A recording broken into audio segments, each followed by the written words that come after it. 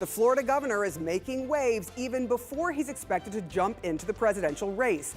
DeSantis today signed a bill to defund diversity programs at Florida colleges, a clear response to critical race theory being taught in classrooms. He's also changing Florida law to allow himself to campaign while serving as governor and to reduce transparency over his state spending and travel.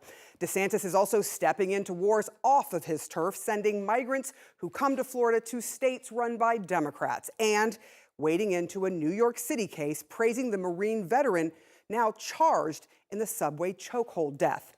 He also barnstormed the trail in Iowa this weekend when the 45th president canceled a rally there over weather concerns. Donald Trump is taking notice and taking aim at DeSantis, and DeSantis is indirectly firing back. We must reject the culture of losing that has infected our party in recent years. If we focus the election on the past or on other side issues, then I think the Democrats are going to beat us again. Trump was asked for his response in a new interview and declared, quote, "I'm not at all caught up in the past. And second of all, I'm doing much better against Biden than he is in the polls. And third of all, I did very well in the midterms. Ron's not a winner because Ron, without me, wouldn't have won." Today, DeSantis was asked, do you think Trump lost in 2020? This was his answer. Look at the last however many election cycles. 2018, we lost the House, we lost the Senate. 2020, Biden becomes president, or no, excuse me, we lost the Senate in 2020. Biden becomes president and has done a huge amount of damage. Very unpopular in 2022. And we were supposed to have this big red wave, and other than like Florida and Iowa, I didn't see a red wave across this country. And so I think the party has developed a culture of losing. Joining me now is former Trump advisor Steve Cortes. Thank you so much for joining the program, Steve. Sarah, thank you for having me. All right. So, Steve, you were a staunch, unwavering supporter of Donald Trump during the presidency and even before he was president. Why are you backing Ron DeSantis now instead of Donald Trump? Sarah, listen, I was honored to advocate for President Trump and for the America First movement broadly for many years. I now believe that this is the next natural phase of that movement. And by that, I mean that I believe that Governor DeSantis is the most electable, most conservative candidate out there who can both win the general election as well as govern effectively, as actually implement through discipline and focus the most conservative policy agenda possible. I believe he has proven that by his track record in Florida. And for that reason, I'm taking the personal risk here of advocating for the underdog, for the political renegade, the outsider, who is Ron DeSantis. Okay, so I have to ask you, Governor DeSantis has not actually announced he's actually running for president. So I guess the question is, do you know something we don't know? I mean, has he told you, yes, I am planning to do this, or giving you any indication that, yeah, he's going to run? Well, Sarah, it's not my place to talk about private conversations with Governor DeSantis. I will let him make that announcement at the appropriate time. But I think any reasonable observer will conclude that Ron DeSantis is doing everything that a person does to prepare to make this run for office. So I fully expect that is forthcoming in the coming days and weeks. And I'm personally very, very excited about it because, again, I believe that, look, the country's in a very miserable mood right now. And that's not Steve Cortes' opinion. That's what all of the relevant polling shows us. For example, 70% of the American people in a Fox News poll say that the economy is getting worse for their family. So we are in a very depressed state in the country right now. It will not help the country's psyche. It will not help the country from a policy standpoint to have a rematch of the 2020 election that almost no one wants. We've seen this movie before, Biden versus Trump. No one likes it. We know the ending, and polling reflects that. Again, AP polling, 70% of the American people say they do not want President Trump to run again. Same number, 70% of the people in NBC polling say they do not want Joe Biden to run again. So how do we prevent that rematch? How do we break this political logjam so that we can start to resurrect the American spirit? I believe that the most credible way, the solution, the antidote, is Governor Ron DeSantis, this political rising star, this young man of dynamism who took what was a swing state and turned it into a ruby red Republican state. You said that you endorsed Donald Trump partly because he was a disruptor, and you think DeSantis is the same thing. I'm curious what you meant by that, because Donald Trump certainly was a disruptor, but he did not follow some of the norms of the presidency from historical past.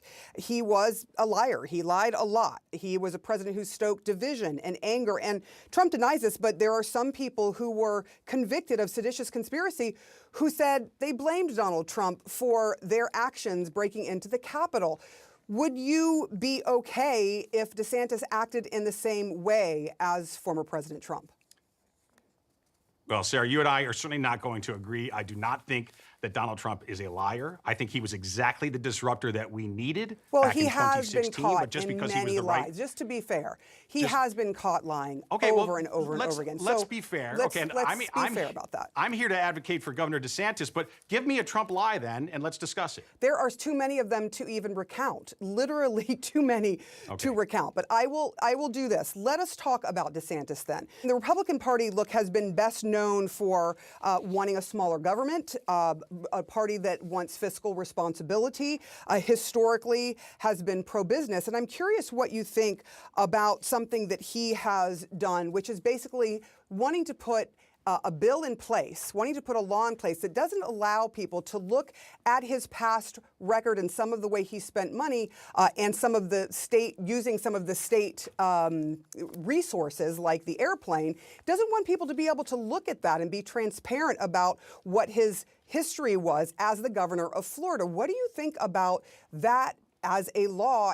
Sure. Well, Sarah, to the first part of your question, regarding his willingness to take on big business, yes, historically, the Republican Party was very much allied with big business, but that is not the new Republican Party. That is not the patriotic populist movement, which is pro-worker, which is pro-small business. And so Ron DeSantis has shown an incredible amount of courage in taking on the oligarchs and their power, particularly Disney, the most powerful company in his state, who tried to insert itself into a cultural, political question about whether or not it's appropriate to teach sexualized content to extremely young children. The people of Florida made their decision that it is not, that is not good education for very young children. And Disney tried to flex its corporate muscle and impose its will on the people of Florida. Ron DeSantis has punched back very hard at Disney and other giant corporations. Now, to the second part of your question regarding his travel, as you know, once somebody becomes a governor, I just want to jump in about Disney. I guess the question is, since Republicans for such a long time were very much pro-business,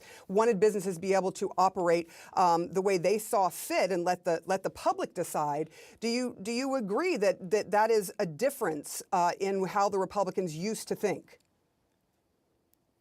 I think there is, yes, I will certainly agree that the Republican Party of today is far more populist, far more pro-worker than it was in the past. But here's the reality. Big business in this country, in many ways, has been fused with government power, particularly if we look at big tech, but there are many other areas as well, where big business and big government work in concert with each other. And I believe that's why this country, in many ways, has really slouched into oligarchy, into the rule of the few. We have a very different vision of diffused power, of the people actually ruling. And part of that means being willing to take on big business. So I guess the term I would use, too, is we are pro-enterprise. We're not pro-big business. We are pro-free enterprise. And by the way, enterprise has absolutely flourished in the state of Florida because people and businesses are flocking in absolute record numbers to Florida because of what Ron DeSantis has done there, because of what he has built. So corporate media wants to try to pretend that Florida has become some sort of unwelcoming backwater. But the actual reality of domestic migration, of moving trucks and companies pouring into the Sunshine State tells us exactly the opposite, that the people have rallied to the DeSantis Let's quickly go vision. to the other issue that we talked about, which is transparency. And conservatives have typically been champions of transparency and more transparency in government. But DeSantis, in court cases, has lately claimed executive privilege. And again, we talked about that bill that would exempt records related to his travel from the state's robust public disclosure law. We'd have the Sunshine laws in Florida. What do you make of this? Do you agree that he should be in this position to say, hey, you can't see the way I've spent some of the state's money, the taxpayer dollars, or you can't have any of his staff testify claiming executive privilege? What do you make of that?